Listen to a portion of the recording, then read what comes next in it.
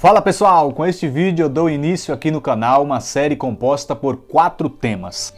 Quando nós fazemos a oração do ato penitencial, nós reconhecemos a Deus que por muitas vezes nós pecamos por pensamentos, palavras, atitudes e omissões. Então aqui nós assumimos que através de pelo menos 4 formas concretas nós ofendemos ao Senhor. Pecamos por pensamentos, por palavras, por atos ou atitudes e omissões. Nessa série irei falar sobre cada uma dessas formas separadamente e o vídeo de hoje será sobre o pecar pelo pensamento.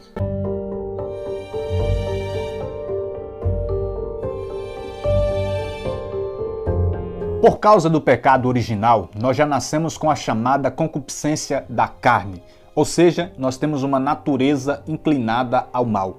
Temos desejos, temos sentimentos pecaminosos que atuam em todo o nosso ser, inclusive na nossa mente, influenciando os nossos pensamentos.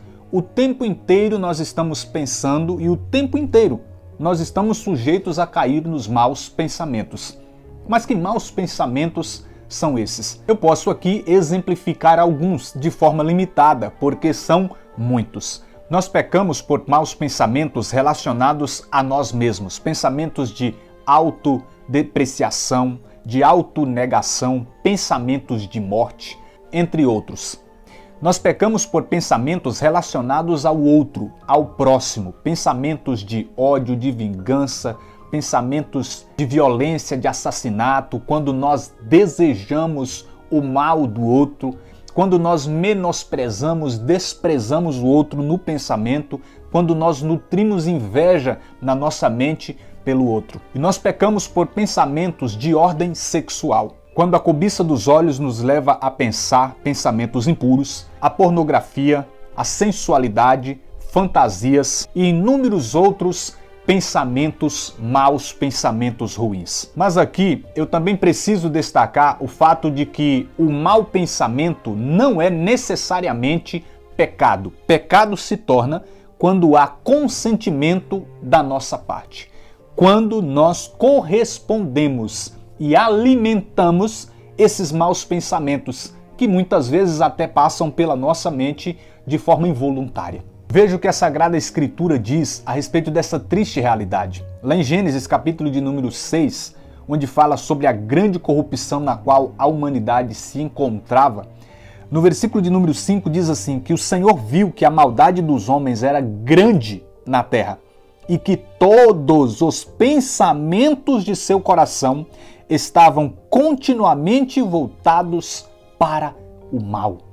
Desde o princípio, o homem inclinado ao mal nos seus pensamentos. Lá no Salmo de número 93, versículo de número 11, está escrito que o Senhor conhece os pensamentos dos homens e sabe que são vãos. Quando nós vamos para o livro de Sabedoria, no capítulo de número 1, no versículo de número 3, vai dizer que os pensamentos tortuosos afastam de Deus. E o versículo de número 5 diz assim, o Espírito Santo, educador das almas, se afastará dos pensamentos insensatos, pensamentos loucos, sem sabedoria. Os maus pensamentos, os pensamentos pecaminosos estão relacionados àquilo que nós colocamos dentro do nosso ser, no nosso interior, no nosso coração. E o coração na Bíblia é considerado a sede dos desejos, dos pensamentos, das intenções. Por isso que quando nós chegamos lá em Mateus, capítulo de número 9, a partir do verso 3, vai dizer que depois de Jesus ter perdoado um paralítico, ele ouviu alguns escribas murmurarem entre si, este homem blasfema.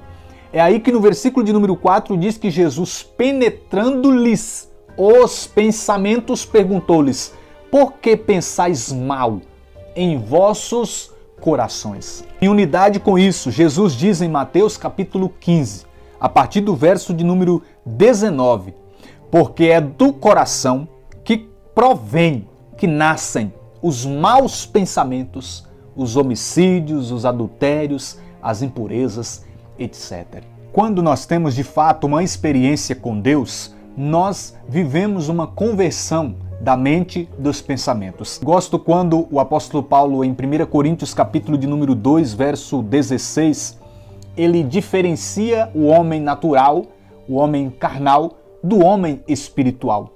E quando ele se refere ao homem espiritual, ao homem nascido de Deus, ele diz: nós, porém, temos o pensamento de Cristo. Em outras traduções estará: temos a mente de Cristo. Porque o Espírito Santo, a graça de Deus, a palavra age na nossa mente. Tem uma palavra que nós usamos para conversão chamada metanoia. E metanoia significa basicamente mudança de pensamento, mudança de mentalidade. Que eu e você possamos nutrir no mais íntimo do nosso coração o temor a Deus, o respeito, a reverência. Quando nós pecamos pelos pensamentos, ninguém fica sabendo, a não ser nós mesmos.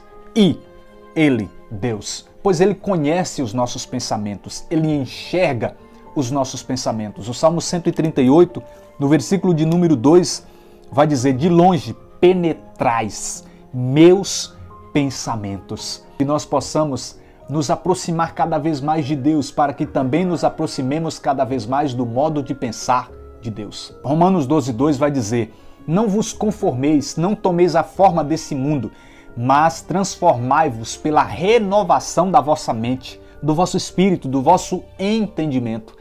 Colossenses capítulo 3, verso 1 vai dizer: buscai as coisas do alto. Isso diz respeito a nós vivermos também com os nossos pensamentos focados naquilo que é eterno. Efésios capítulo 4, versículo 17 em diante, vai nos chamar a uma nova conduta cristã. E no versículo 23 ele diz: renovai sem cessar o sentimento da vossa alma. Em outras traduções, renovai sem cessar o vosso modo de pensar.